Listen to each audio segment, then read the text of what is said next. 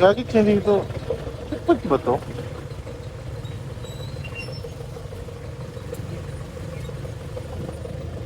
Sobrang traffic.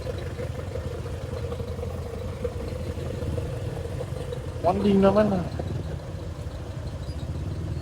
Oh, parang aksidente.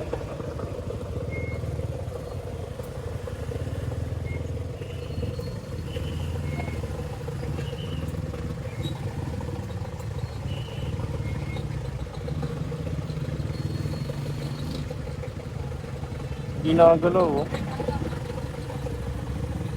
Ay po, aksidente oh. Yung truck parang inararo.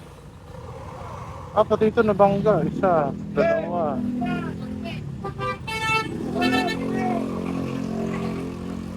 Yung tricycle pa. Fortuner. Naku, parang inararo ng truck ah. Kasi bandang sa likod na yon, medyo pababa. Baka nawala ng preno. Kasi may binabanggang sasakyan na isa. May binabangga dito, yung tricycle, yung kotse na pula sa gitna, yung Fortuner na papasok sa kondo. Kasi condominium yun eh. Grabe. Ano ka ba to?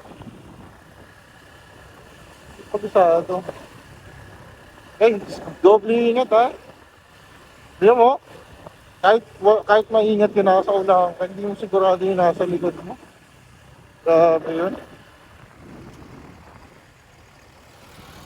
Kaya di mo talaga masabi. Buti nga, walang yung, alam mo yung parang yung parang yuping-yupe, o wala naman. Hindi naman siguro ganun kabilis ang pero duda ko nawalan yun ng preno. Masyado nawalan ng preno.